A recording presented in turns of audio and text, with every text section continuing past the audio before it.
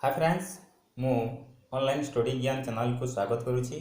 आज आम नवम श्रेणीर सिंहशासक कथा से विषय में पढ़ा। आम चैनल को जदि सब्सक्राइब करना ताहले शीघ्र शीघ्र सब्सक्राइब करनी।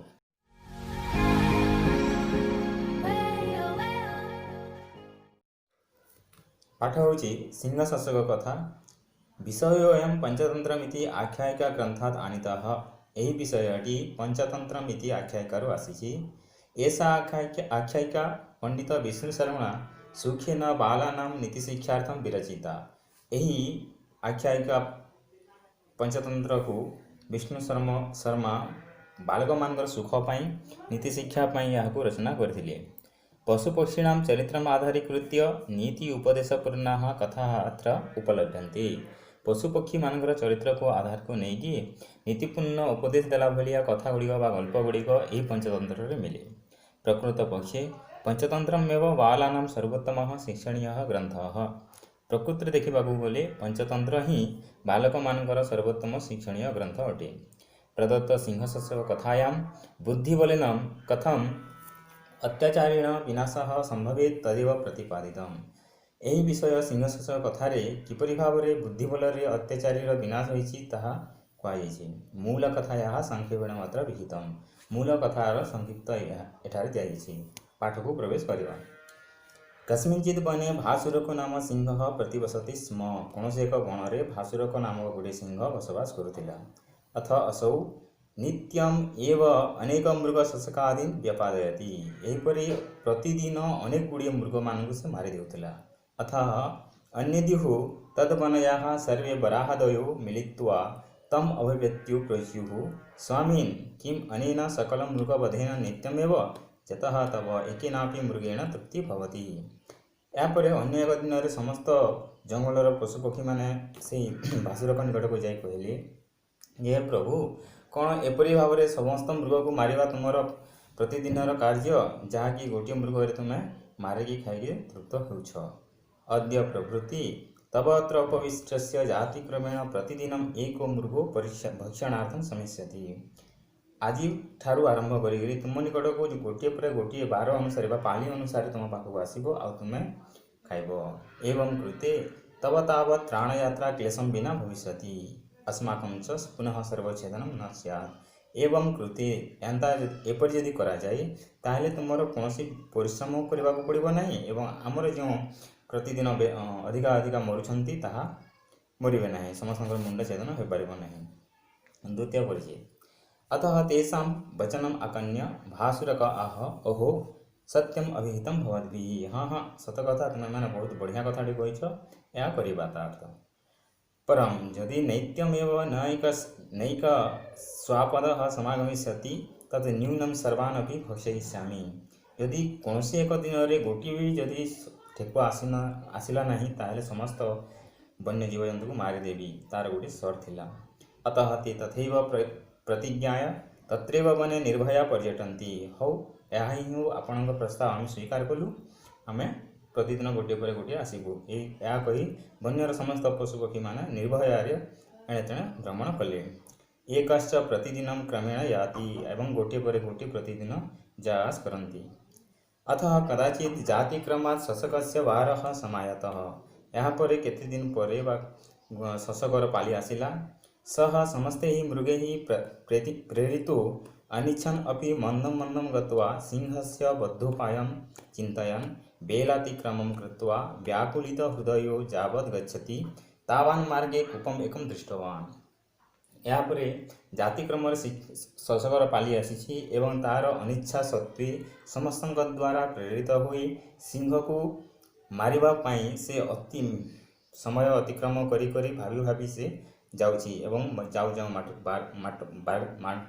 बाटरे गोटे कुआ को देखुछि। जावत्सह कूपवरी जाति तावत् कूप मध्ये आत्मनः प्रतिबिंबं ददर्श। से कुआ पर जिते से जाऊँगी कुआरे तार निजर प्रतिछवि को से देखा पाँच। दृष्टवा च तेन चिंतित यद भव्य उपाय अस्ति। से कुआ को देखिकी ता मन में गोटे उपाय चिंता आसिला। अहम भासुरकम प्रकोप्य सुबुद्धिया अस्मिन् कूपे पातयिष्यामि। मु भासुरकକୁ निज बुद्धि बलरे ଏହି कुआँରେ ପକାଇବି। अथ असौ दिनशेषे भासुरकं समीपं प्राप्तः सिंहोऽपि बेलातिक्रमेण खित्कामकण्ठः कोपाविष्टः व्यचिन्तयत् ओहो प्रातः आहाराय निःशब्दं वनं मया कर्तव्यम्। एपटे भासुरक निजर कोप बढ़ी जाइए कारण तापाई जो खाद्य आसवा कथा से आसीपारा ना विलंब हो गलानी एवं भोकर से समस्त जीव को मारवाई से चिंता करुचे। एवं चिंतायत तस्य शोषको मंदम मंदम गत्वा प्रणम्य तस्य अग्रे स्थितः। एपरि चिंता करुवा शोषक ता पाखक जाई प्रणाम करुछि। अतः तम प्रज्वलितात्मा भासुरको भर्सयमान आह रे शशकधम एक तावत् त्वं लघु अपरतु बेलातिक्रमेण प्राप्तः।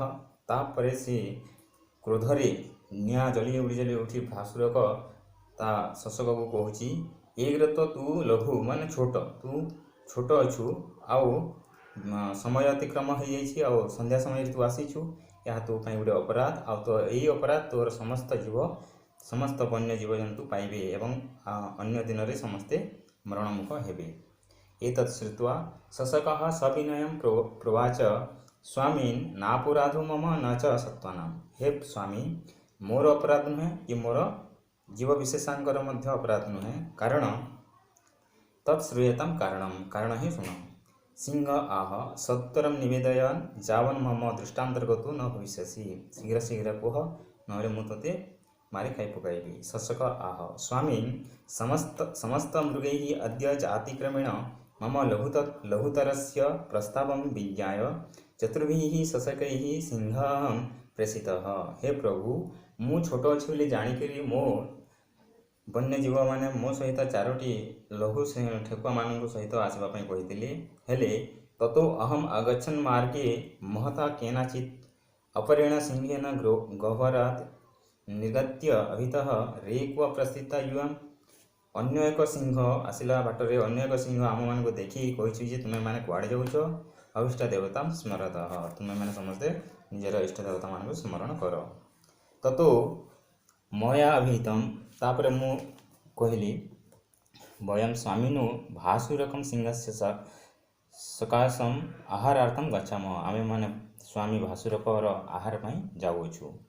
समस्ते ततः तेना अभिहितं यद्येवं तर्हि मदीयम् एतद् वनम्। यदि यह ही कथा ताहले एही वनटी मोर मया सह समस्ते ही अपि स्वापदे ही वर्तितव्यम। आ मो सहित समस्त जीवजंतु रहिबा कथा। चोररूपी सह भासुरकः से भासुरकटा चोरटिए। अथ यदि सोऽत्र राजा ततो विश्वासस्थाने चतुरः शशकानन्त्र संस्थाप्य तमाहुः द्रुतम् आगच्छ।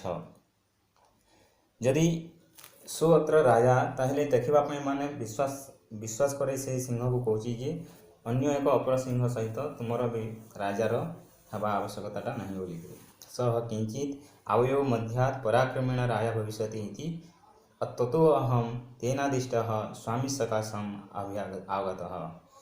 माने आम उभयंक मध्य युद्ध हेब माने दुहे सिंह मध्य युद्ध हेब से विषय रे कही आपण सहित युद्ध करने से चाहूँगी या से भासुर को कहूँ।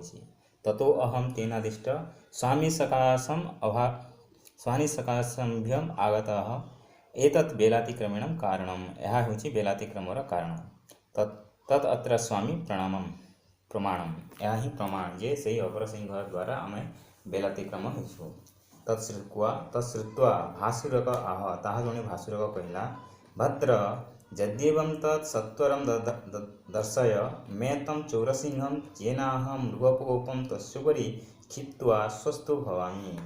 यदि यह ही ताहले मते कह मु से सिंह को मारिबी एवं तार जो कोपटा तो ऊपर जो कोपटा अच्छी तो ता ऊपर पकाइबी। शशक आह स्वामी परम भवतः शत्रु दुर्गाशय। हे प्रभु परंतु आपण जो शत्रुटा अच्छी गर्त मध्य अच्छी गर्तरे शत्रु कष्टकर बोलिक से कहूँ। ततो दुर्गस्थो दुस्साध्यो भवति रिपुः। दुर्गरे थिबा शत्रुटी अत्यंत कष्टसाध्य। भासुरक आह भद्र दुर्गस्थमपि ददर्श तम चौरसिंहं जेन व्यापारयिष्यामि। से दुर्गरे थिले मध्य ताकु मते देख जहाक मु मारी पकाइबी। अतः शशक आह यद्येवं तद आगच्छतु स्वामी एवं उक्तो अग्रे चलितः। जदि यह ही ताहले स्वामी आसतु मु से अपर सिंह को देखदेवी और सहित युद्ध करी आपण विजय हेबे। यह कही से आगे आगे आगे आगे चलला। ततश्च पूर्व दृष्टम कूपम असाध्य सह भासुरकम आह स्वामीन कौस्ते प्रतापम सोढ़ुम समर्थः। जे हे प्रभु बा भासुरक आपण प्रताप सोढ़ापी किए बा समर्थ? आपण बलवान, आपण व्यय यह कही भासुर को से टेकुची। तदा आगच्छतु जेनम दर्शयिष्यामि। ताहले आसतु मु देखदेवी तुम सहित कहीं समकक्ष हेबे नहीं। भासुरक आह अरे दर्शय में तदुर्गम। अरे शीघ्र शीघ्र से दुर्ग को मत देखा। तदनु शशकेन दर्शितः कूपः। तापरे से शशकटी कुआ को देखईदेला। ततः सोपि मूर्खः सिंहः कूपमध्ये आत्मप्रतिबिंबं जलमध्यगतं दृष्ट्वा सिंहनादम अकरोत्। से मूर्ख सिंह कूप मध्य को जाई तार प्रतिछवि को देखी से अन्य सिंह भावी निज को सिंहनाद करुछि। ततः प्रतिशब्देन कूप मध्य द्विगुणोत्तर नाद संस्थितः। कुआरू इको शब्दटी इको होची तो से कुआरू तार द्विगुणोत्तर जेते से हुंकार नाद छाणुछि तार डबल साउंडटा ऊपर को आउछि। तो यह भावी यह से जानी परिला नहीं। ततः तेन तम शत्रुं मत्वा आत्मनम तस्योपरि प्रक्षिप्य प्राण परित्यक्ता। ये जो शब्द द्विगुणोत्तर आसला से भाविला मोर रड़ी तार रड़ी बहुत बेसी होची ताहले मु ताको मारी पकाइबे बोली कुआ को से चंप प्रदान करछि एवं निज प्राण त्याग कर देछि। शशकोपि हृष्टमनः सर्वमृगान् तैः सह यथा सुखम तत्र वने निवसाय। एपरी चतुर शशकर बुद्धि बल से सिंह को कुआरे पकई एवं आनंद से वन विचरण करुअछि। यह थिला सिंह शशक कथा। यार अर्थ आपण माने बुझी न पारिले ताहले आम कमेंट रे कमेंट करि पारिबे एवं आम एही ट्यूटोरियल टी केमिति लाଗୁछि एही क्लास टी केमिति लाଗୁछि ता हम जणाइबे।